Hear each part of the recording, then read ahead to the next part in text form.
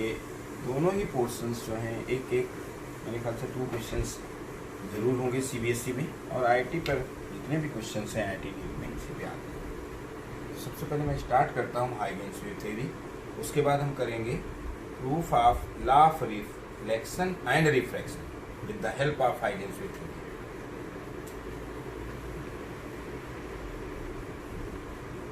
हाइगेन्स wave, इसमें कुछ points important हैं और यही आता है ज़्यादातर कि write down 2 properties of Huygens wave theory, या अगर हाइगेन्स वेव थ्योरी आता है तो 3 पॉइंट्स में आपको क्या लिखना है वही टू द पॉइंट बताना है। इधर उधर अगर लिखेंगे तो मार्क्स कट जाएंगे। तो सबसे पहले एक डिफिनीशन है जो कि हाइगेन्स वेव थ्योरी का पार्ट नहीं है लेकिन उसके लिए समझना जरूरी है। तो एक टर्म है wave front.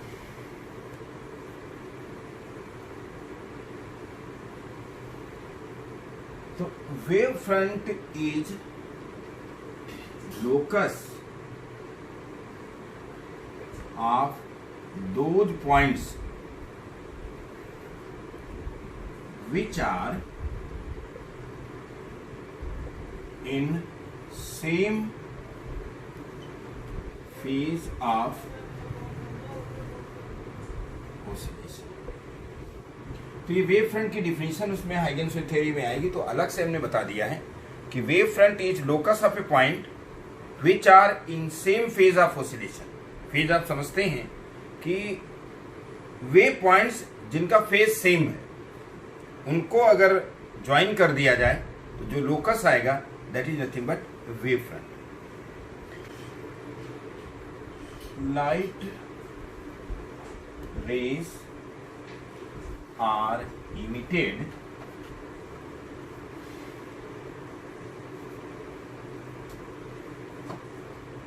in all directions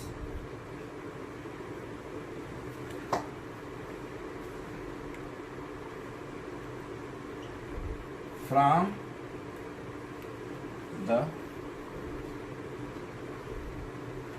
light source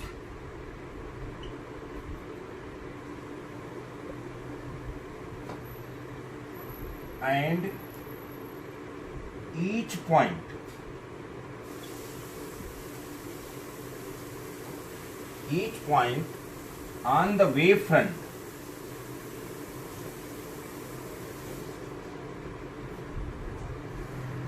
point on the wave front acts as new source of light। क्या लाइट रेस कह लें या वेव्स कह लीजिए, बात देखिए, light waves are emitted in all directions, in all possible directions, in all possible directions from the light source and each point on the wavefront acts as new source of light। इसको explain करें तो इस तरह से है कि अगर ये लाइट सोर्स है तो इससे सारे डायरेक्शंस में लाइट वेव्स निकलेंगी और जितने भी पॉइंट्स इससे इक्वल डिस्टेंस पर हैं उनको अगर मिला दें और ये पूरा एक स्फीयर होगा कंप्लीट,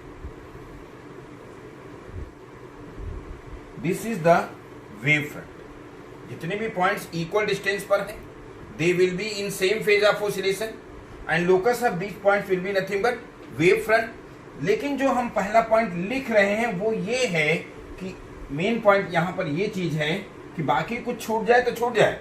कई बार क्या होता है आप लोग ये चीज छोड़ देते हैं, तो ये लिखना जरूरी है फर्स्ट पॉइंट में हाइगेन्स वेव थ्योरी की, ये चीज जरूरी है कि each point on the wave front acts as new source of light. तो यहां पर जितने भी पॉइंट्स होंगे they will act as new source of light, new source of light and secondary waves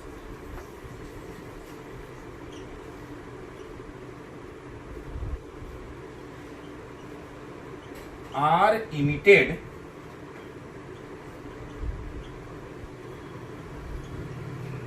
from these new source of light,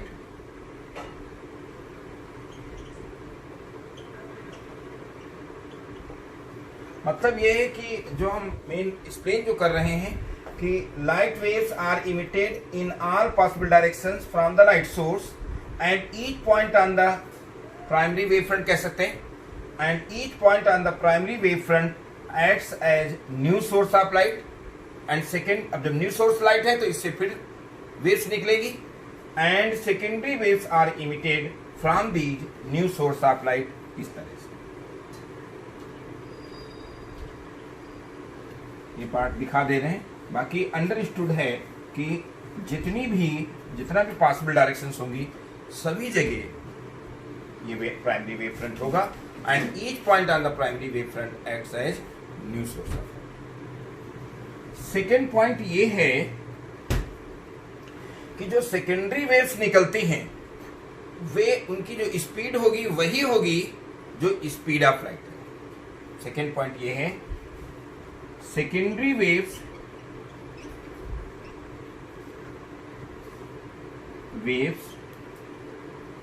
emitted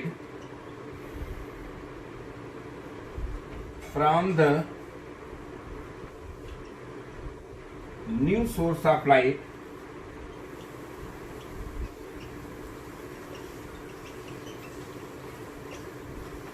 with the speed of light. यहां पर ये second point ये इंपॉर्टेंट है कि जो secondary waves, जो new source of light से जो सेकेंडरी वेव्स निकलती हैं उनकी स्पीड वही है जो स्पीड ऑफ लाइट है, यानी c = 3 × 10⁸ मीटर पर सेकेंड।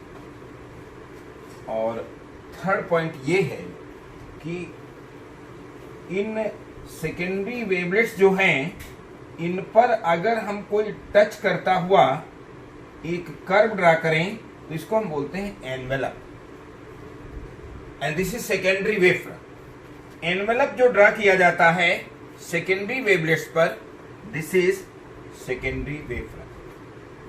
तो थर्ड पॉइंट हम इस तरफ लिख देते हैं,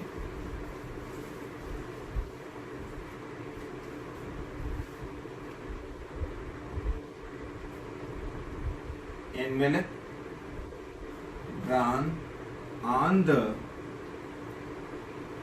secondary wavelets acts is known as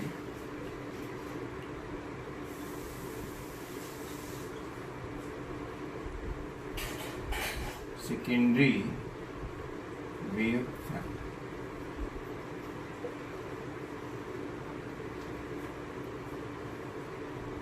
Thus, light travels in the form of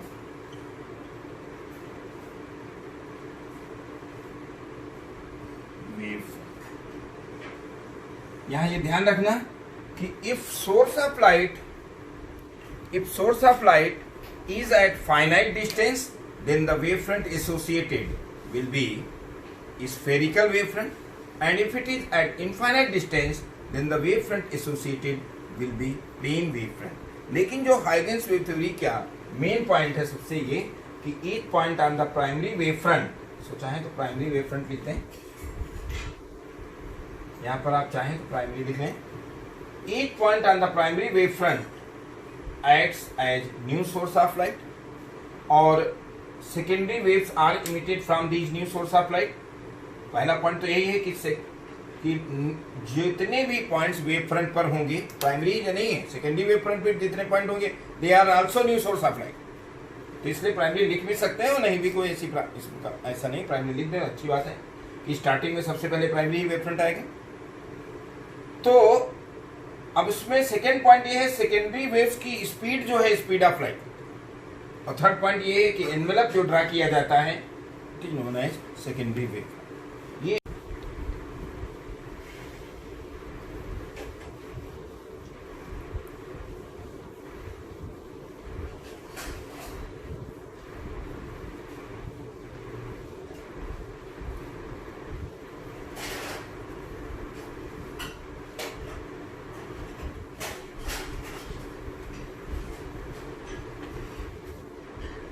next इसमें हम लोग करेंगे, अब जो आता है जनरली क्वेश्चन ये आता है सीबीएसई में कि write down Huygens theory and prove law of reflection and law of refraction with the help of this theory.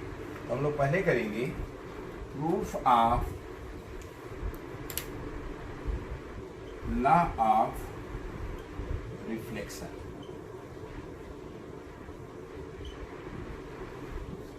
यहां पर हम मान रहे हैं कि कोई भी एक पॉलिश सरफेस है और इस पर कोई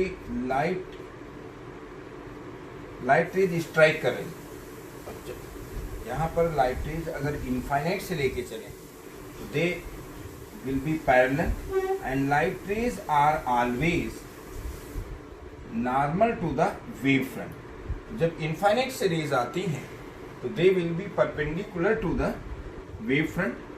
और इस तरह से जब ये कोई लाइट रेज स्ट्राइक कर रही हैं तो as we know that each point on the wave front will act as new source of light. तो by the time the rays emitted from this point will reach on this surface, will reach on the polished surface, the secondary waves will be emitted from this point which strikes the polished surface here. So by the time this point we can say ये AB अगर हम incident wave front मान लेते हैं, let AB is incident wave front on a polished surface, then by the time rays from B will reach on the polished surface, secondary waves will be emitted from A in all possible directions according to Huygens wave theory. So we can draw an arc taking A as center and distance equal to BC. Distance equal to BC. क्यों? क्योंकि जो secondary waves है they also travel with the speed of light, और जितने time में B C पर यहाँ पहुंचा है तो सी इंटू टी मतलब distance into time, distance will be speed into time. तो जो डिस्टेंस बी सी होगी, जो सेकेंडरी वेव्स ए से निकल रही हैं वे भी इक्वल डिस्टेंस ट्रेवल करेंगे। तो taking A as centre and radius equal to B C, we can draw an arc tangent on this arc will be nothing but reflected wave front। अगर आप देखें तो इस तरह से वेव फ्रंट पर नॉर्मल होती है हमेशा। तो this is the reflected ray and this is the incident ray, और ये आप नॉर्मल ले सकते हैं। तो if this angle is I, normal से ये जो इंसिडेंट रे का एंगल है आई, और इस रे पर ये वेव फ्रंट नॉर्मल है, टोटल 90 होगा। This angle will be 90 minus I, this angle will be 90 minus I. So this is the angle of incident. या यूं आप समझ लें कि जो इंसिडेंट वेव फ्रंट सरफेस के साथ जो एंगल बनाएगा that angle is nothing but angle of incident. Similarly यहां पर अगर हम देखें तो ये नॉर्मल से ये एंगल क्या होगा, एंगल ऑफ रिफ्लेक्शन। तो ये क्या होगा 90 माइनस आर, और आप जानते हैं कि दिस एंगल इज रे जो है वेव फ्रंट पर हमेशा नॉर्मल होती है, तो this is also R, this is also R. ये क्या होगा 90 माइनस आर, और ये 90 है, ये हो जाएगा again R. Law of reflection जो हमें प्रूव करना है वो क्या प्रूव करना है कि angle B A C is equal to, अगर ये reflected wave front C D मान लें तो एंगल डी सी ए, ये हमें प्रूव करना है। क्योंकि फर्स्ट लॉ जो है incident ray normal and reflected ray will lie in the same plane, तो सेम प्लेन ऑफ बोर्ड पर है, तो सेल्फ प्रूव्ड है। अब हमें प्रूव ये करना है कि I is equal to R. अगर हम ले लें ट्रायंगल क्या इन ट्रायंगल क्या A B C, in triangle A B C आप देख सकते हैं कि angle A B C is equal to angle A D C, each 90 degree. Why it is 90 degree? हम लोग ले रहे हैं in triangle A B C and in triangle ABC and triangle ADC. Angle ABC is equal to angle ADC and this is equal to 90 degree. Why? Because rays are always normal. ये rays आ रही है और ये wave front है, तो rays are always normal to the wave front. यहां पर ये क्या है, रिफ्लेक्टेड रे है एंड सीरीज वेव फ्रंट, तो वो एंगल 90 होगा। तो ये एलिमेंट तो एक सेम हो गया। इसके बाद AC इज कॉमन। AC क्या है कि ABC और ADC दोनों में है। अब आप ये देखिए, BC इज इक्वल टू क्या, AD। क्या लिखेंगे यहां पर कि secondary waves according to secondary waves travel with speed of light। Time same है, स्पीड सेम है, तो ये डिस्टेंसेस भी सेम होंगे। According to Huygens wave theory we know that the secondary waves, the speed of secondary wave is the speed of light. और अगर 3 element same हो गए, it means triangle ABC is congruent to triangle ADC। So from CPCT क्या होगा, I will be equal to R। यही prove करना था। तब क्या होगा, from CPCT angle BAC is equal to angle DCA, that is I is equal to R। और यही प्रूव करना था। इसमें हमने सिर्फ 2 रे लिया है, जरूरी नहीं आप 2 रे लें। बुक में 3 रेज दिखाया हुआ है, बोर्ड में आप 3 रेज दिखा सकते हैं। यहाँ हमें समझाना था कि ये नॉर्मल भी ड्रा करना था और एंगल ऑफ इंसिडेंट ये क्यों आई है, ये 90 माइनस आई है, तो ये एंगल आई दिखाना था। या आप मान के चलें कि जो इंसिडेंट वेव फ्रंट सरफेस के साथ जो एंगल बनाएगा दैट इज आई, और ये एंगल जो रिफ्लेक्टेड वेव फ्रंट जो बनाएगा वो क्या है, आर। और हमें I is equal to R ही प्रूव करना है to prove law of reflection. तो यहां हमने जब 2 ही रे लिया है, लेकिन आप अगर चाहें तो 3 रेज किस तरह से दिखा सकते हैं ये मैं बता देता हूं। अगर ये सारा कुछ हम मिटा दें,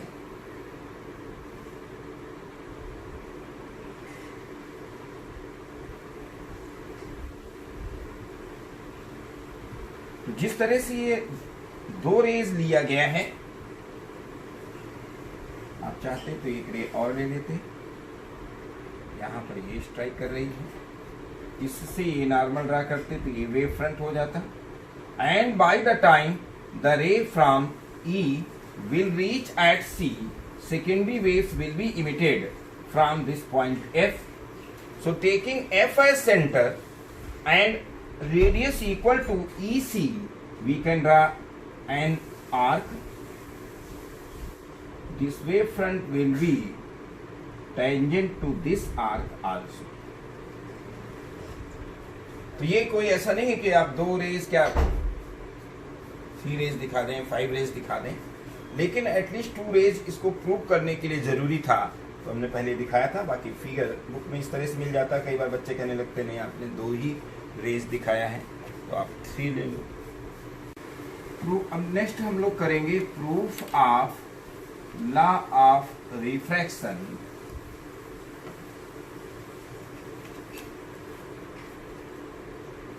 with the help of Huygens wave theory. Understood है कि हाइगेन्स वेव थ्योरी से ही हमें प्रूव करना है। और यहाँ पर भी अब पिछला जो रिफ्लेक्शन के लिए हमने पॉलिश सरफेस लिया था, इस समय हम 2 मीडियम ले रहे हैं। and let speed of light in this medium is c1 and in the second medium is c2। तो जो हमें बोल रहे हैं, तो आप जब एग्जाम में लिखेंगे, चाहे proof of law of reflection हो या रिफ्रैक्शन हो, तो आप पूरे पॉइंट्स जरूर मेंशन कर देंगे। जितना हम बोर्ड पर लिख रहे हैं इतना ही जरूरी नहीं है, जो हम बोल रहे हैं उसको भी आपको मेंशन करना है अच्छे मार्क्स के लिए। तो यहाँ मान सकते हैं कि let there are two mediums and speed of light in first medium is c1 and in the second medium is c2 and an incident wavefront strike on this intersection on this junction। फिर वही बात कि जो ये wavefront है और ये जो रेज हैं, तो by the time this ray will reach the surface at point C,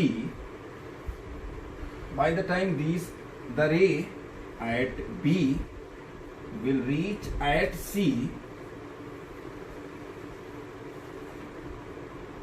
secondary waves will be emitted from A in all possible direction। पिछली बार जो हमने लिया था वो हम सेम मीडियम में कंसीडर कर रहे थे, क्योंकि लॉ ऑफ रिफ्लेक्शन प्रूव करना था।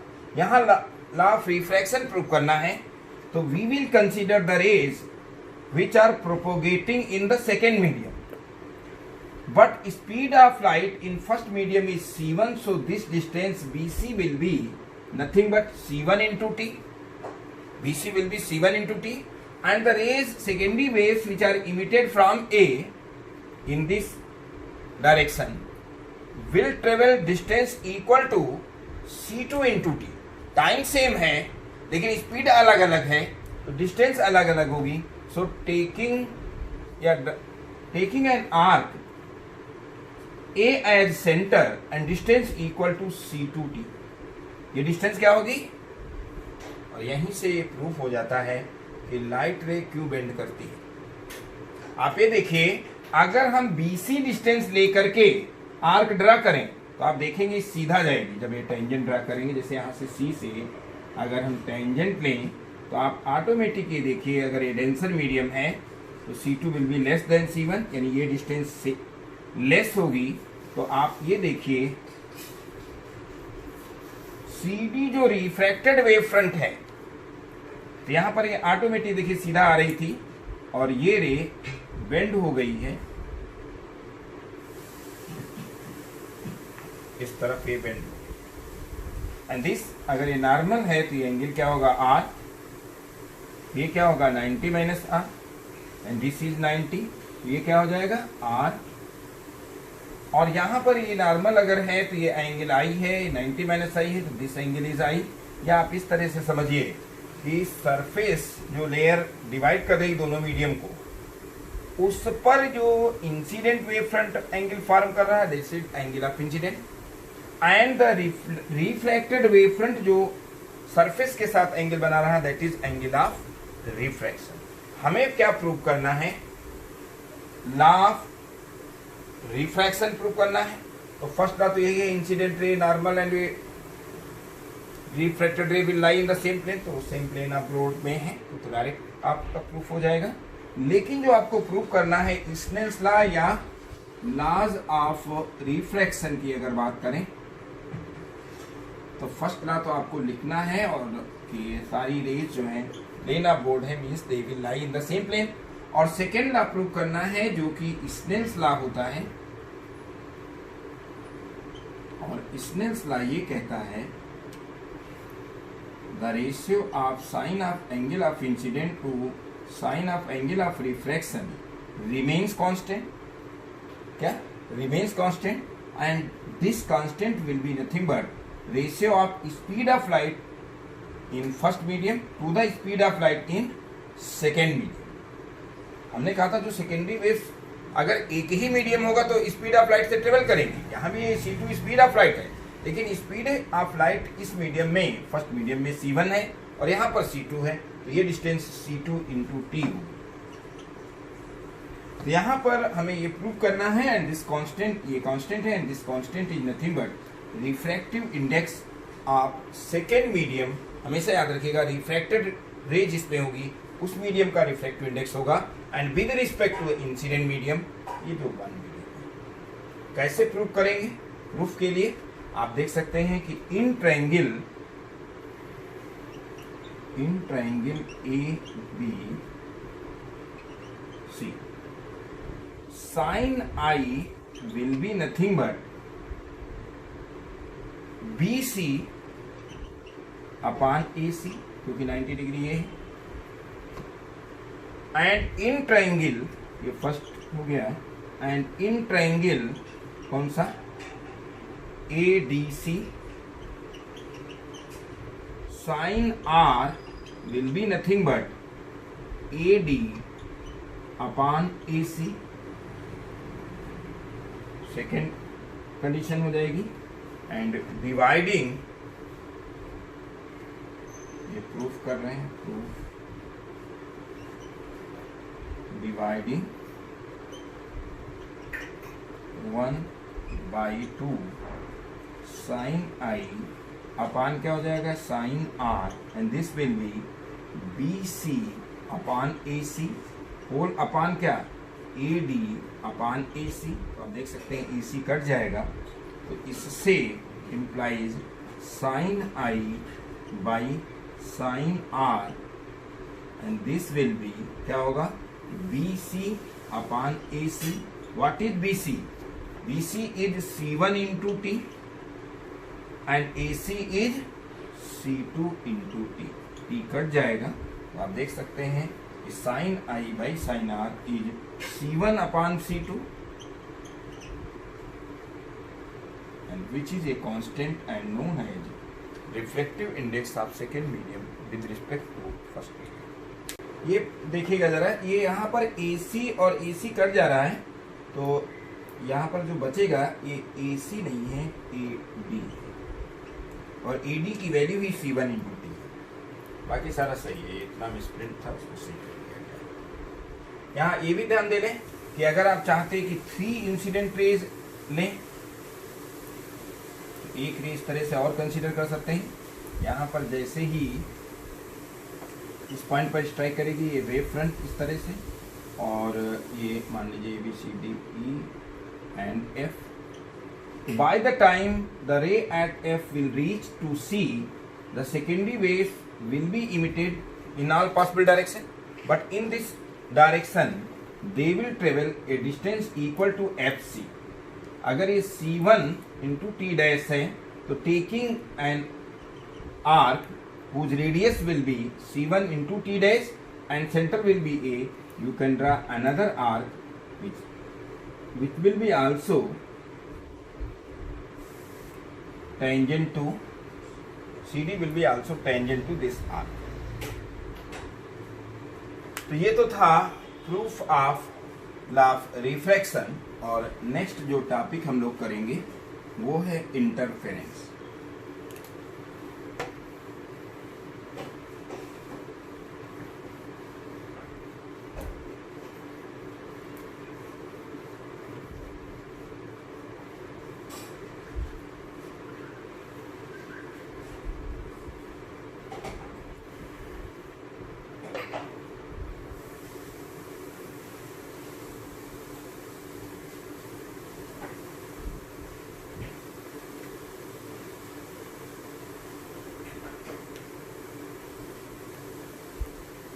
तो इंटरफेरेंस समझने के लिए आपको पहले समझना होगा law of superposition of waves. क्या है law of superposition of waves? कहीं भी जैसा कि हम लोग डिस्कस कर चुके हैं, वेव इज डिस्टरबेंस। वेव को अगर डिफाइन करें कि wave is disturbance produced in a medium which transports energy from one place to another place without actual displacement of medium particles। यहाँ पर जब इन्होंने माना हाइजेंस ने कि लाइट का नेचर वेव नेचर है, तो इन्होंने माना कि यूनिवर्सल मीडियम जो है, ईथर जो है, उसको यूनिवर्सल मीडियम लिया जो कि हर जगह ईथर को इन्होंने माना कि यूनिवर्सल मीडियम है। तो यहाँ पर यह था कि अगर कोई लाइट रे एक ट्रेवल कर रही है, तो होता यह है कि मीडियम पार्टिकल डिस्प्लेस होता है, वाइब्रेट करता है और अपनी एनर्जी सेकेंड दे देता है, फिर आगे इस तरह से एनर्जी प्रोपोगेट होती रही। अगर हम कह रहे हैं कहीं पर वेव प्रोपोगेट हो रही है तो एनर्जी प्रोपोगेट हो रही होती है। तो अगर किसी मीडियम में इस तरह से दो लाइट वेव ट्रेवल करें तो there will be displacement of medium particles due to one wave, and if there is another wave then displacement will also be caused by the another wave, second wave। तो दोनों wave से displacement होगा। तो law of superposition ये कहता है कि जो डिस्प्लेसमेंट वन वेव की वजह से होगा फिर दूसरी वजह से होगा तो resultant displacement vector sum phasor method कहते हैं, और इसका जो एम्पलीट्यूड है, वेव का एम्पलीट्यूड होगा वो लिया जाएगा उसका मैग्नीट्यूड वेक्टर का, और जो खुद वेव की डायरेक्शन होती है, जो एंगल होता है उसकी डायरेक्शन। तो law of superposition of waves states that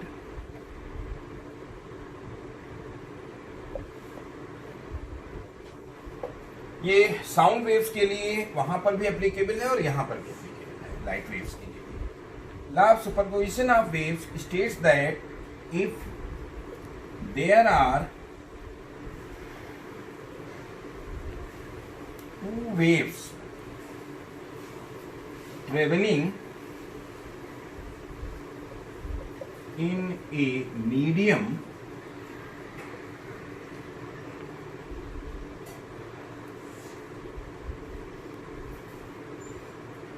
simultaneously, then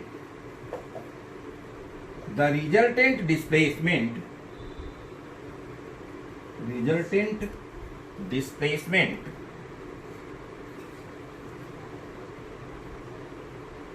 of medium particles, law of superposition of waves states that if there are two waves traveling in a medium simultaneously, then the resultant displacement of medium particles will be vector sum of the displacements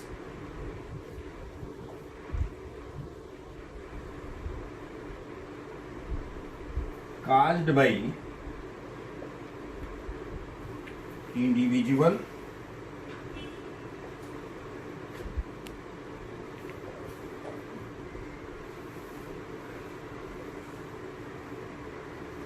waves।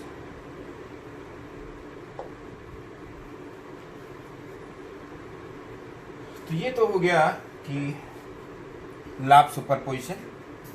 Late y1 is displacement due to one wave and y2 is displacement due to other wave, then due to superposition of these waves a new wave will be formed and displacement of that wave, resultant wave, will be given by y is equal to y1 plus y2. This is the law of superposition of waves. Let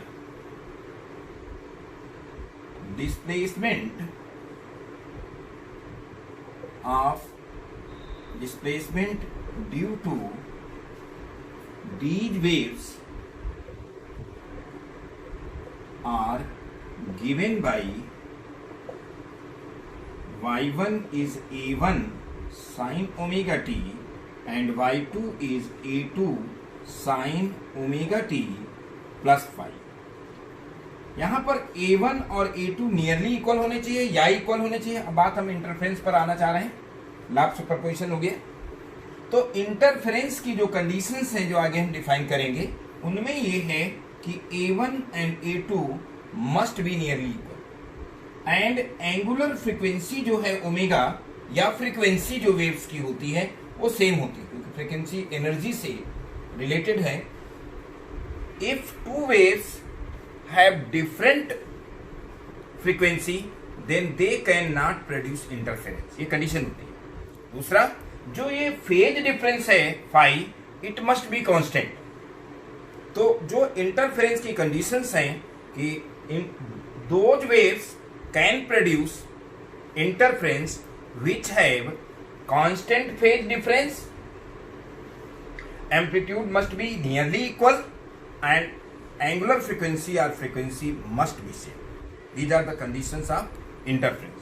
तो यहाँ अगर हम लोग मान रहे हैं कि दो वेव्स ट्रेवल कर रही हैं और ये इस तरह से हैं A1 और A2, इसीलिए वे सोर्सेज, दो sources which can emit light waves which have same frequency, nearly equal amplitude and travel at constant phase difference are known as coherent sources.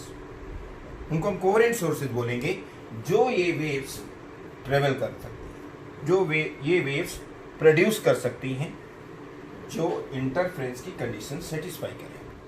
तो आप हम बात करेंगे इंटरफ्रेंस की, लेकिन इंटरफ्रेंस में पहले हम लोग ये हमें प्रूव करेंगे कि किस तरह से क्या कंडीशंस हैं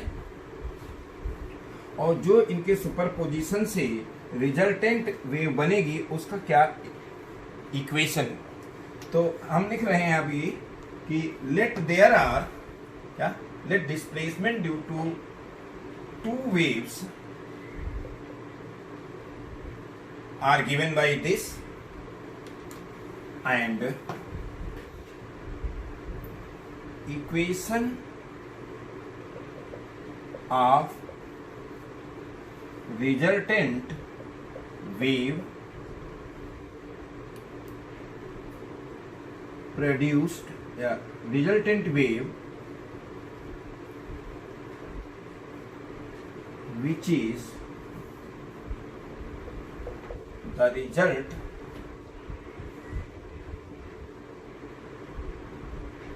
which is the resultant of 1 and 2. क्या equation of resultant wave with which is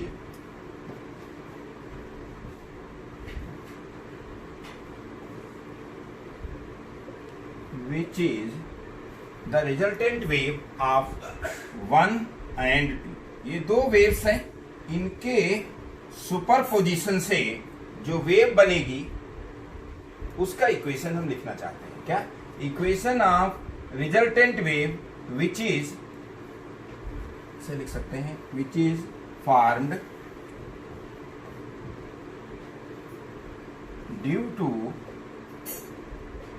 superposition of 1 and 2। ये जो दो वेव्स हैं इनके सुपरपोजिशन से जो वेव फॉर्म होगी, हम उसका जो रिजल्टेंट वेव फॉर्म होगी उसका इक्वेशन लिखना चाहते हैं। तो from law of superposition, from law of superposition y will be nothing but y1 plus y, y will be nothing but y1 plus y2. So y will be a1 sin omega t and y2 will be a2 sin omega t plus phi. So y will be क्या होगा a1 sin omega t plus क्या होगा a2 sin omega t plus phi. So y will be a1 sin omega t plus a2 sine omega T cos phi. इसको sine a plus B formula apply कर रहे हैं, sine a plus B sine a cos b plus cos a यानी cos omega T sine phi. पहले हमने ये break किया है, अब इसको हम रिजल्टेंट वेव बनाने के लिए रिकम्बाइन करेंगे।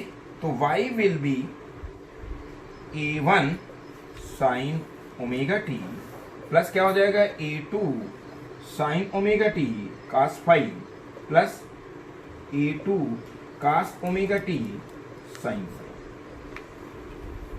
सो y विल बी a1 क्या होगा a1 साइन ओमेगा टी, या बल्कि हम ऐसा करें साइन ओमेगा टी कॉमन ले लें, साइन ओमेगा टी इसमें भी है इसमें भी है, तो a1 plus a2 cos phi sine omega T plus a2 sine phi cos omega T. अब इसको रिकम्बाइन करने के लिए हम A2 sin फाई को एक अनदर एम्पलीट्यूड A मान लेंगे रिजल्टेंट वेव का, और यहां पर A1 plus A2 cos phi को A cos थीटा मानेंगे और A2 sin फाई को A sin थीटा मानेंगे।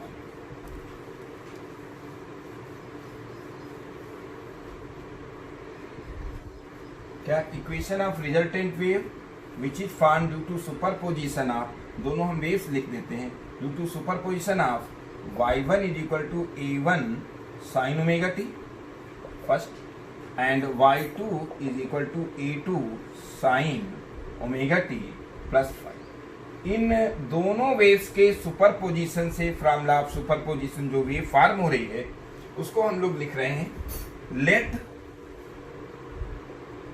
A1 plus A2 cos phi, इसको हम मान रहे हैं A cos theta, and A2 sin phi को हम लोग मान रहे हैं A sin थीटा। तो आप ये देखिए सब्स्टिट्यूट करके कि y will be A cos theta sin omega T plus A2 sin phi को रखेंगे A sin theta cos omega T. तो आप y इज A कॉमन लें, अगर इसमें हम A कॉमन ले लें तो क्या होगा, sin omega T cos theta plus cos omega T sin theta. तो sin A cos B का अगर फिर फॉर्मूला लगाएं तो this will be sin omega T plus theta. तो this is the resultant wave, क्या this is the resultant wave form due to superposition of these waves. इसमें जो रिजल्टेंट वेव का जो एम्पलीट्यूड है वो A है, और A कैसे निकाल सकते हैं, ये जो थर्ड और फोर्थ इक्वेशन है इसको अगर स्क्वायर कर दें, स्क्वायरिंग एंड एडिंग 3 and 4 क्या होगा, A square cos square theta plus A square sin square theta, इसको स्क्वायर करके ऐड करें, and this will be nothing but क्या आएगा, A1 plus A2 cos phi whole square plus A2 sin phi whole square. तो इसमें अगर हम A square common लेंगे तो क्या आएगा, sin square theta plus cos square theta, and this is equal to, इसको A plus B whole square खोल दें तो A1 square plus A2 square cos square phi plus 2A1 A2 cos phi plus क्या होगा, A2 square sin square phi. तो इससे A square, यहां पर ये वैल्यू क्या हो जाएगी, 1 sin square theta plus cos square theta, इसमें A1 square plus A2 square, इसमें और इसमें A2 स्क्वायर कॉमन है, तो cos square phi plus sin square phi और प्लस क्या आ जाएगा, 2A1 A2 cos फाई, क्या 2A1 A2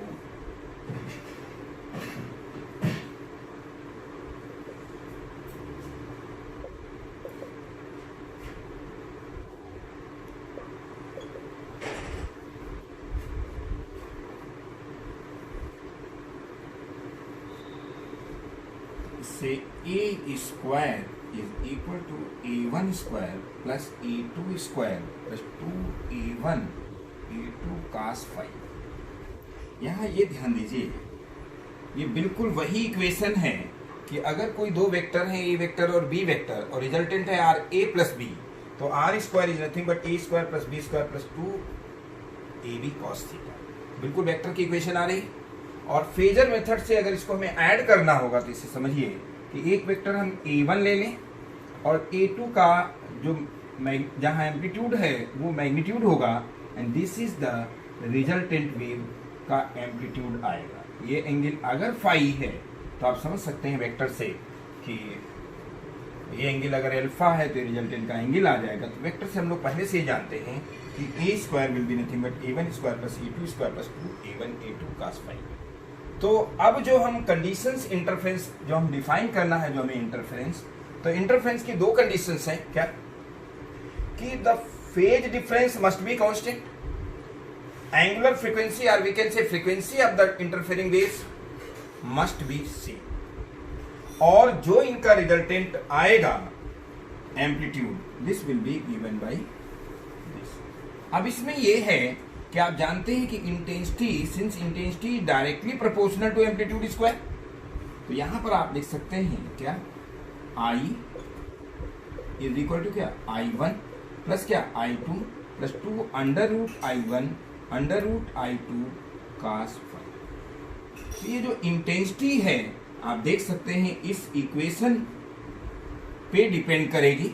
और इसका इंटरफेरेंस के लिए कंडीशन बहुत इंपॉर्टेंट है कि अगर कोई दो वेव्स हैं और intensity I will be given by I1 plus I2 plus 2 under root I1 I2 cos phi, तो आप देख सकते हैं कि if first case condition of constructive या फॉर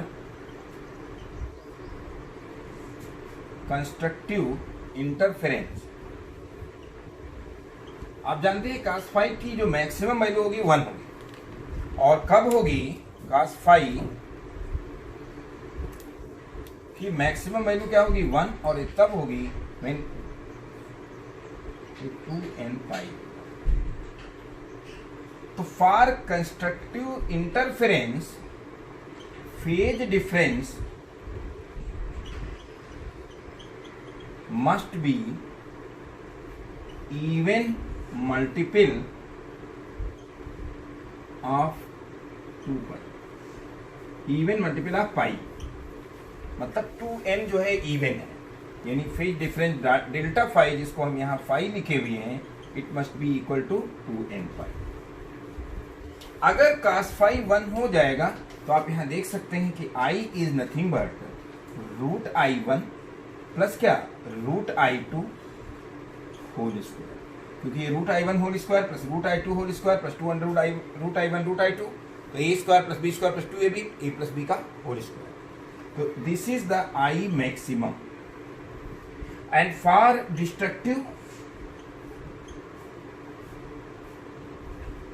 डिस्ट्रक्टिव इंटरफेरेंस I क्या होगा यहां पर, for destructive interference cos phi की मिनिमम वैल्यू जो होगी वो क्या होगी -1। cos का कोसाइन का ग्राफ जो होता है -1 प्लस 1 के बीच में होगा। तो ये कब होगा, when it is odd multiple, यानी 2n प्लस 1 इंटू पाई, यानी cos पाई -1 होता है, cos 3 पाई -1 होता है, cos 5 पाई -1 होता है। तो for destructive interference condition is delta phi, that is phi is odd multiple, 2n plus 1 ले सकते हैं, 2n माइनस 1 ले सकते हैं, दोनों ही। अगर 2n प्लस 1 लेंगे तो n की वैल्यू 1 से स्टार्ट करेंगे, 2n माइनस 1 लेंगे तो n की वैल्यू 0 से स्टार्ट करेंगे। तो यहाँ पर आप देख सकते हैं कि for destructive interference phase difference must be, for destructive interference phase difference must be odd multiple of pi. अब हम इंटरफेरेंस की डिफिनीशन कर देखते हैं, क्योंकि हम देख लिए कि when two waves travel in a medium, then at some points intensity is maximum, while on some other points intensity is minimum। Minimum के लिए देखिए क्या होगा, जब cos phi की वैल्यू -1 रखेंगे तो ये क्या हो जाएगा, I1 plus I2 minus 2 under I1 I2, means I minimum will be root I1 minus root I2 whole square. तो अब हम इंटरफेरेंस को डिफाइन कर सकते हैं। ये इंटरफेरेंस की डिफिनीशन है, when two light waves having same frequency nearly equal amplitude travel in a medium, क्या, when two light waves having same frequency nearly equal amplitude travel in a medium at constant phase difference, then at some points of the medium, intensity is maximum, while on some other points intensity is minimum. This uneven distribution